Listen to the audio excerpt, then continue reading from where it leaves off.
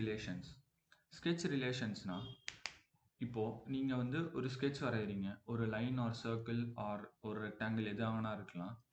அதுக்குள்ள இருக்கிற ரிலேஷன்ஸ், அதாவது ஒரு கண்ட்ரோல் பாயிண்ட்ஸுக்கும் நடுவுல இருக்கிற ரிலேஷன்ஸ் தான் ஸ்கெட்ச் ரிலேஷன்ஸ் அப்படின்னு சொல்லுவாங்க. அது இந்த வொர்க் ஸ்பேஸ்ல இருக்கிற கோஆர்டினேட்ஸ்ல எங்க பிளேஸ் ஆக போகுது அப்படிங்கிறத சொல்றது தான் வந்து ஸ்கெட்ச் ரிலேஷன்ஸ். ஒண்ணுக்கும் இன்னொன்னுக்கும் டிபெண்டன்ட்டா இருக்கும். சில ரிலேஷன்ஸ் வந்துட்டு இண்டிபெண்டன்ட்டா அப்படியே இருக்கும். ஸோ நான் ஃபர்ஸ்ட் ஃப்ரண்ட் பிளேன் எடுத்துக்கிறேன். இப்போ ஒரு லைன் வரைகிறேன்.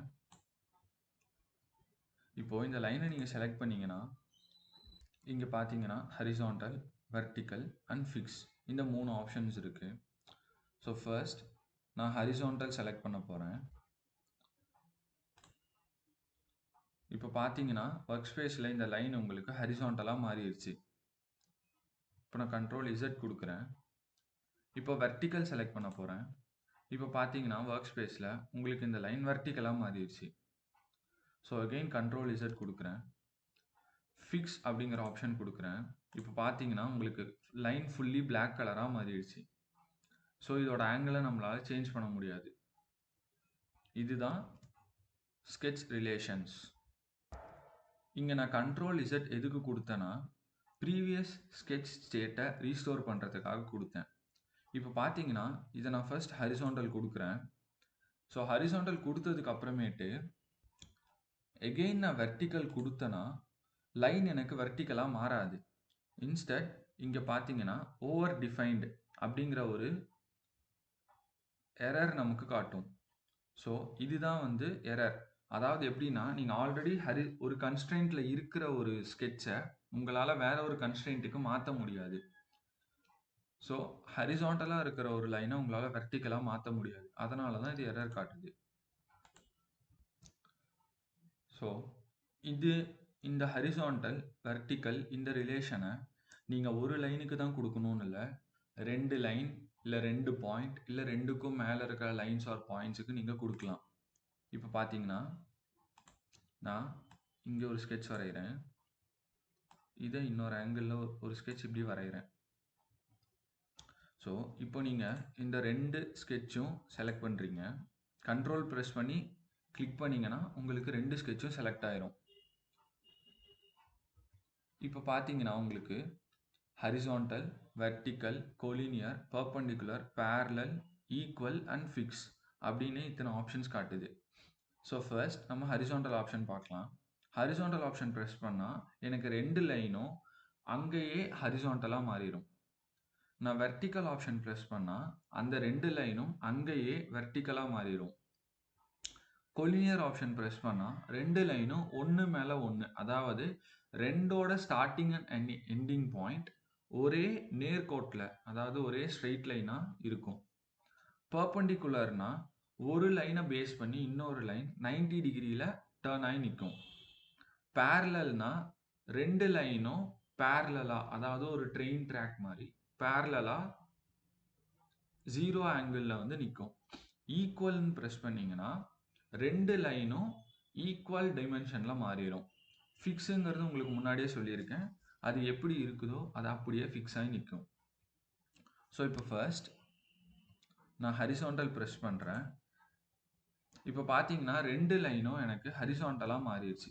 இங்கே ஒரு லைன், இங்கே ஒரு line. So again control Z press பண்ணிக்கிறேன். இப்போ பார்த்தீங்கன்னா அகெயின் வெர்டிக்கல். இப்போ வெர்டிக்கல் ரிலேஷன் கொடுத்தனா இந்த லைன் அண்ட் இந்த லைன் பார்த்தீங்கன்னா எனக்கு வெர்டிக்கலாக கன்வெர்ட் ஆயிடுச்சு. அகெயின் கண்ட்ரோல் Z கொடுத்துக்கிறேன். இப்போ கொலினியர் கொடுத்தனா இப்போ பார்த்தீங்கன்னா எனக்கு 2 லைனும் ஒரே ஸ்ட்ரெயிட் லைனாக மாறிடுச்சு. அதாவது இதோட பாயிண்ட், இந்த பாயிண்ட், இந்த பாயிண்ட், இந்த பாயிண்ட் அண்ட் இந்த பாயிண்ட், இந்த 4 பாயிண்ட்டும் எனக்கு ஒரே ஆங்கிளில் கன்வெர்ட் ஆயிடுச்சு. அதுதான் கொலினியர் அப்படின்னு சொல்லுவாங்க. ஸோ அகெயின் கண்ட்ரோல் Z கொடுத்துக்கிறேன். ஸோ இப்போ பர்பண்டிகுலர் கொடுக்குறேன். இப்போ பார்த்தீங்கன்னா பர்பண்டிகுலர் ரிலேஷனில் எனக்கு எதுவுமே இங்கே ஆன மாதிரி தெரியல. பட் நீங்கள் டிஃப்ரென்ஸ் பார்த்தீங்கன்னா தெரியும். இப்போது இந்த லைனை நான் எக்ஸ்டெண்ட் பண்ணுறேன். எகெயின் இந்த லைனை நான் எக்ஸ்டெண்ட் பண்ணுறேன். இப்போ இந்த 2 பாயிண்ட்ஸ்க்கும் நடுவுல இருக்கிற இந்த டிஸ்டன்ஸ் பார்த்தீங்கன்னா 90 டிகிரியில இருக்கும். இதுதான் பெர்பெண்டிகுலர் ரிலேஷன் அப்படின்னு சொல்லுவாங்க. ஸோ அகெயின் நான் கண்ட்ரோல் இசட்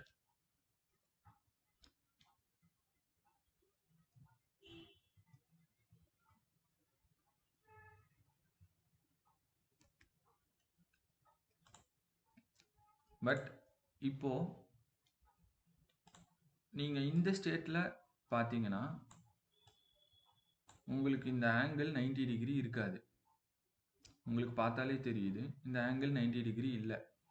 ஸோ இதுதான் பெர்பெண்டிகுலர் ரிலேஷன் அப்படின்னு சொல்லுவாங்க. ஸோ அகெயின் நான் இந்த 2 லைன் செலக்ட் பண்ணிக்கிறேன். இப்போ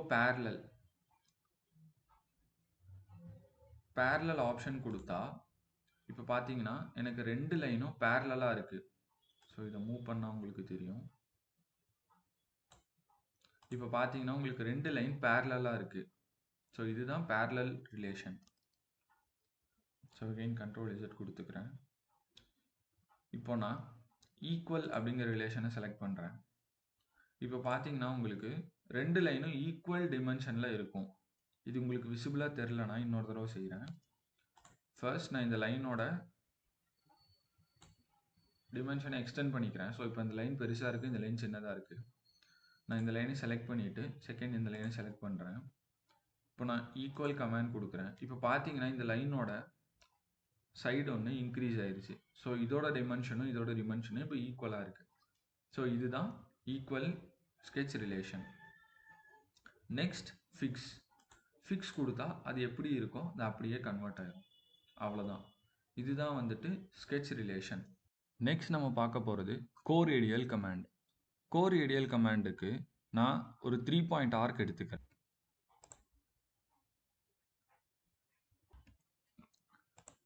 ஸோ ஃபர்ஸ்ட் ஒரு ஆர்க், நெக்ஸ்ட் இன்னொரு ஆர்க் ட்ரா பண்ணிக்கிறேன். இப்போ இந்த 2 ஆர்க்கு செலக்ட் பண்ணிக்கிறேன். இப்போ இங்கே பார்த்தீங்கன்னா கோரேடியல் அப்படிங்கிற ஒரு கமாண்ட் இருக்கு. And then equal curve length, இந்த 2 நம்ம இப்போ பார்ப்போம் இங்கே. So first coradial command. நான் கோரேடியல் கொடுத்தேன்னா இங்கே இருந்த ஆர்க் இங்கே வந்துருச்சு. ஸோ கோரேடியல் கமாண்டில் என்ன பண்ணோன்னா 2 டிஃப்ரெண்ட் ஆர்க்ஸ் ஒரே சென்டர் பாயிண்ட் எடுத்துக்கும் அண்ட் ஒரே ரேடியஸை எடுத்துக்கும். ஸோ இதுதான் கோரேடியல் கமாண்ட். ஸோ கோரேடியல்னா எகெயின் சொல்கிறேன், கோரேடியல்னா 2 டிஃப்ரெண்ட் ஆர்க்ஸ் ஒரே சென்டர் பாயிண்ட் அண்ட் ஒரே ரேடியஸ் எடுத்துக்கிட்டா அதுதான் coradial command. So control Z press பண்ணிக்கிறேன். இப்போ நெக்ஸ்ட் ஈக்குவல் கர்வ் லென்த் கொடுக்குறேன். இப்போ பார்த்தீங்கன்னா இந்த கர்வ் பெருசாயிருச்சு. ஈக்குவல் கர்வ் லென்த்துங்கிறது ஒன்றும் இல்லைங்க. நீங்கள் ஒரு த்ரெட் எடுத்துக்கிறீங்க, த்ரெட்டை வந்து ஒரு லென்த்துக்கு கட் பண்ணிக்கிறீங்க, எகெயின் இன்னொரு த்ரெட் எடுக்கிறீங்க, அதே த்ரெட்டை அதே ஈக்குவல் லென்த்துக்கு இன்னொரு தடவை கட் பண்ணிக்கிறீங்க.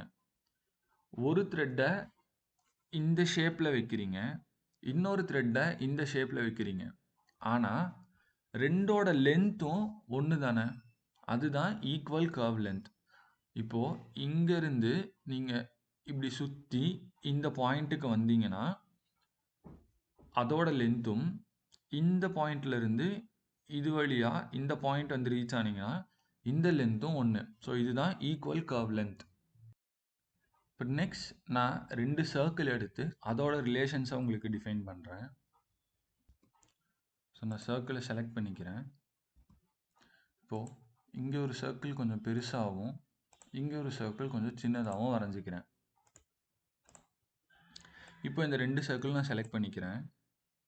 இப்போ இங்கே பார்த்தீங்கன்னா coradial, tangent, concentric, equal, fix, equal curve length, இந்த மாதிரி இத்தனை கமாண்ட்ஸ் இருக்குது. ஸோ நான் ஃபர்ஸ்ட் கோரேடியல் ஃபஸ்ட்டே உங்களுக்கு சொன்னேன், 2 கர்வ்ஸும் ஒரே centre point and equal radius எடுத்துக்கிச்சுன்னா அதுதான் கோரேடியல்.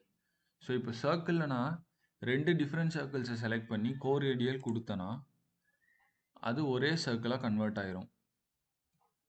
நெக்ஸ்ட் கண்ட்ரோல் இசட் கொடுத்துக்கிறேன். இப்போ டேன்ஜென்ட்டுங்கிறது ஒன்றும் இல்லை, எந்த ஒரு கர்வாக இருந்தாலும் ஏதோ ஒரு பாயிண்டில் நமக்கு டச் ஆகும்.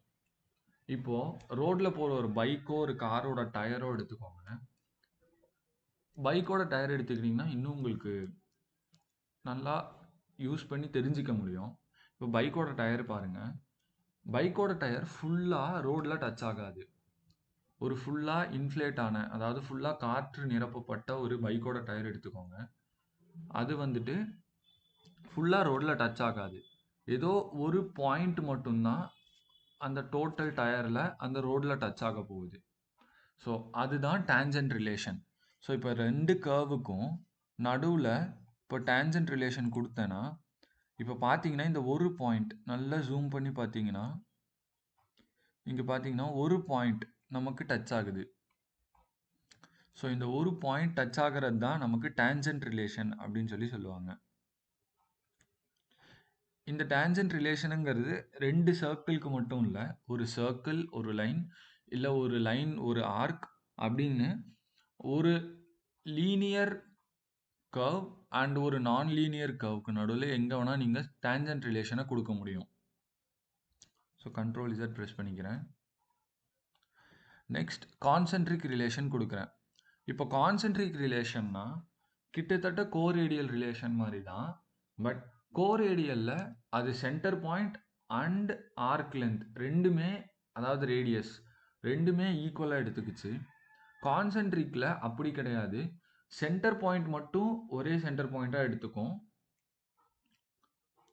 ரேடியஸ் வந்து அந்தந்த சர்க்கிளுக்கு என்ன ரேடியஸோ அதுதான் அதோட ரேடியஸ் அப்படியே வச்சுக்கும்.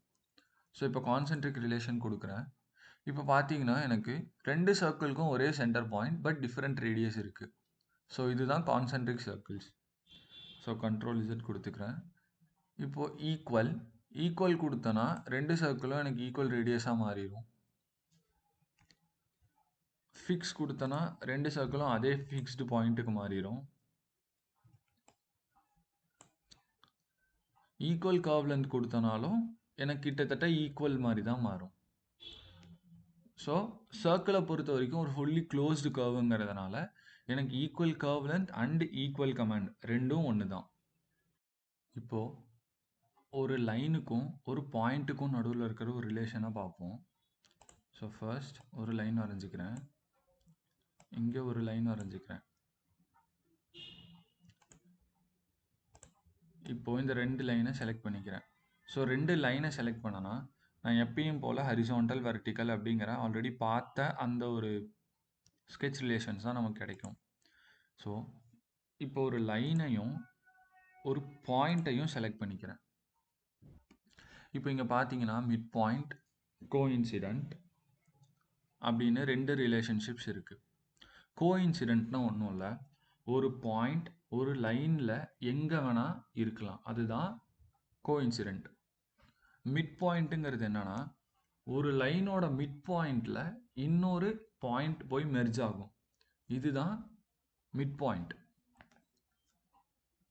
ஸோ இப்போ ஃபர்ஸ்ட் கோஇன்சிடென்ட் ரிலேஷன் கொடுக்குறேன். இப்போ பார்த்தீங்கன்னா இந்த பாயிண்ட் இந்த லைன் மேலே வந்து நின்றுச்சு. ஸோ இந்த பாயிண்ட்டை நான் எங்கே வேணால் நவுத்திக்கலாம், இந்த லைன் மேலே எங்கே வேணால் நவுத்தலாம். ஸோ இதுதான் கோஇன்சிடென்ட். ஸோ இந்த ரிலேஷன்ஷிப்பை நான் டெலீட் பண்ணிடுறேன், லைனை செலக்ட் பண்ணிக்கிறேன். நெக்ஸ்ட் மிட் பாயிண்ட் கொடுக்குறேன். இப்போ பார்த்தீங்கன்னா எனக்கு இந்த பாயிண்ட் இந்த லைனோட மிட் பாயிண்டில் நின்றுச்சு.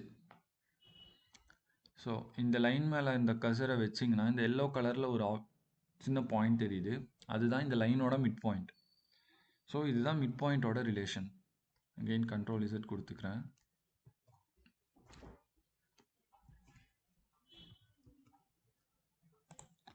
ஸோ இப்போ 2 பாயிண்ட்டை நான் செலக்ட் பண்ணுறேன். இப்போது இங்கே புதுசாக மெர்ஜ் அப்படின்னு ஒரு ஆப்ஷன் இருக்குது. ஸோ இந்த மெர்ஜ் ஆப்ஷன் என்னென்னா 2 பாயிண்ட்டும் ஒரே பாயிண்ட்டாக கன்வெர்ட் பண்ணிடும். ஸோ பார்த்தீங்கன்னா மெர்ஜ் கொடுக்குறேன். இப்போ பார்த்தீங்கன்னா எனக்கு 2 டிஃப்ரெண்ட் பாயிண்ட்ஸாக இருந்தது ஒரே பாயிண்ட்டாக கன்வெர்ட் ஆயிடுச்சு. இதுதான் மெர்ஜ் ஆப்ஷன். நெக்ஸ்ட் நம்ம பார்க்க போகிறது இன்டர்செக்ஷன் கமாண்ட். இதுக்கு எனக்கு 3 லைன் வேணும். ஸோ லைன் கமாண்டில் போயிட்டு ஒரு லைன், 2 லைன் அண்ட் 3வது லைன் இங்கே செலக்ட் பண்ணிக்கிறேன்.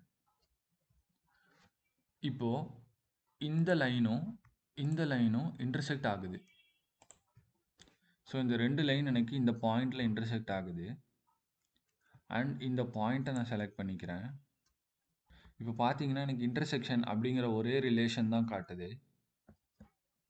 ஸோ இந்த ரிலேஷனை நான் செலக்ட் பண்ணுறப்போ எனக்கு இந்த 2 லைனோட இன்டர்செக்ஷன் பாயிண்டில் இந்த பாயிண்ட் எனக்கு மெர்ஜ் ஆகிருக்கு. ஸோ இதுதான் இன்டர்செக்ஷன் கமாண்ட். நெக்ஸ்ட் நம்ம பார்க்க போகிறது சிம்மெட்ரிக் கமாண்ட். சிம்மெட்ரிக் கமாண்டுக்கு எனக்கு ஒரு centre line and 2 different sketches or 2 same sketches எதுவாக இருந்தாலும் ஓகே. ஸோ ஃபர்ஸ்ட் நான் ஒரு சென்டர் லைன் எடுத்துக்கிறேன். ஸோ ஒரு சென்டர் லைன் போட்டுக்கிறேன். இப்போது 2 சர்க்கிள் செலக்ட் பண்ணிக்கிறேன். ஒரு பெரிய சர்க்கிள், ஒரு சின்ன சர்க்கிள். பட் ரெண்டுமே சென்டர் லைனுக்கு ஆப்போசிட் டைரெக்ஷன்ஸில் தான் இருக்கணும். அதாவது சென்டர் லைன் இங்கே இருக்குன்னா அதுக்கு ஆப்போசிட், இதுக்கு ஆப்போசிட். ஸோ இப்படி இருந்தால் மட்டும்தான் சிம்மெட்ரிக் அப்படிங்கிற இந்த ரிலேஷன் ஒர்க் ஆகும். சிம்மெட்ரிக்குங்கிறது ஒன்றும் இல்லை, ஒரு மிரர் இமேஜ் மாதிரி தான். ஸோ இதை செலக்ட் பண்ணிக்கிறேன். இப்போ எனக்கு பார்த்தீங்கன்னா சிம்மெட்ரிக் அப்படிங்கிற ஒரு ஆப்ஷன் இருக்குது.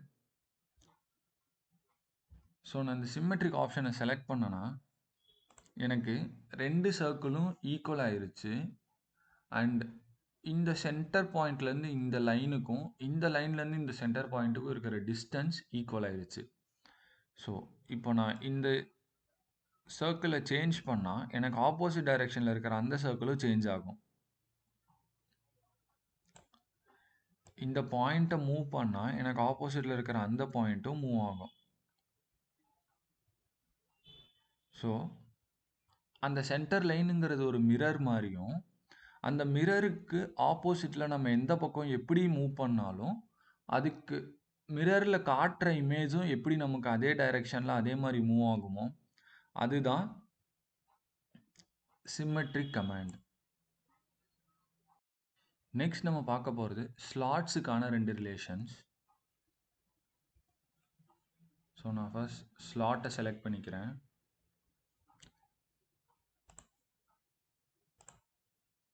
ஸோ இங்கே ஒரு ஸ்லாட் வரைஞ்சிக்கிறேன். இங்கே சின்னதாக இன்னொரு ஸ்லாட் வரைஞ்சிக்கிறேன்.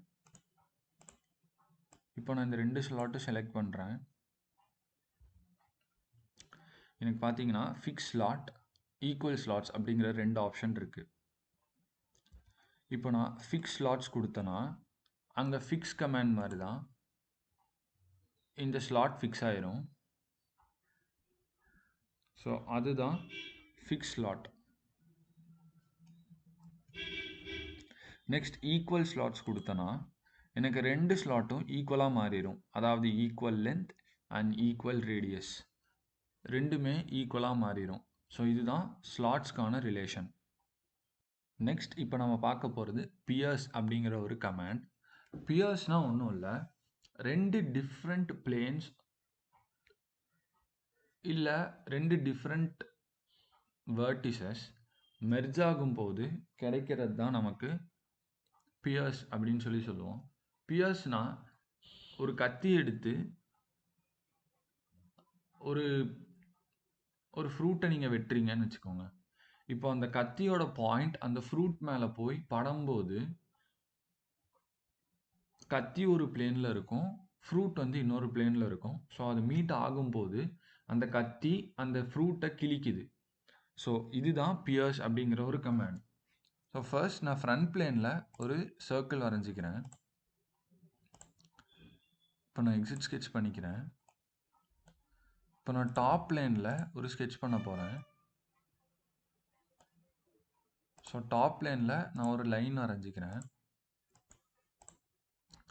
இப்போது இந்த ஸ்கெட்சையும் இந்த பாயிண்ட்டையும் செலக்ட் பண்ணுறேன். இங்கே பார்த்தீங்கன்னா mid point, coincident and pierce இந்த 3 ஆப்ஷன்ஸ் இருக்குது. ஸோ கோஇன்சிடென்ட் அப்படின்னு என்னன்னா இப்போ பார்த்தீங்கன்னா எனக்கு இந்த பாயிண்ட் இந்த சர்க்கிள் எந்த பிளேனில் இருக்கோ அதே பிளேனில் இருந்து இந்த பாயிண்ட் எனக்கு ஸ்டார்ட் ஆகும். ஸோ இதுதான் கோஇன்சிடென்ட் அப்படிங்கிற ரிலேஷன்.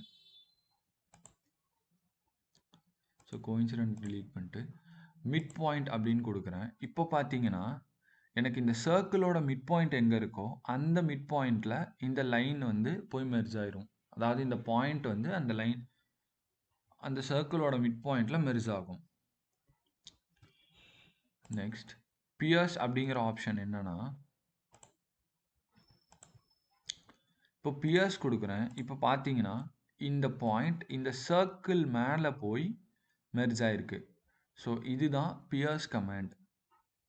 இது நம்ம ஜென்ரலி ஃபீச்சர்ஸ் ட்ரீல ஸ்வீப் அப்படிங்கிற கமாண்ட்ஸுக்கு இல்லை நம்ம டிஃப்ரெண்ட்டாக சாலிட் மாடலிங்கில் போகும்போது நம்ம பியர்ஸோட ஆப்ஷன்ஸ் நிறையா பார்ப்போம். ஸோ ஃப்ரெண்ட்ஸ், இன்னைக்கு ஃபுல்லாக நம்ம ஸ்கெட்ச் ரிலேஷன்ஸ் எல்லாமே பார்த்தோம். இன்னும் சில ஸ்கெட்ச் ரிலேஷன்ஸ் இருக்குது. ஸோ அதெல்லாம் நான் இங்கே சொன்னால் உங்களுக்கு எப்படின்னு புரியாது. சாலிட் மாடலிங்கில் போகும்போது அது இன்னும் கொஞ்சம் டீட்டெயில்டாக பார்க்கலாம். தேங்க்யூ.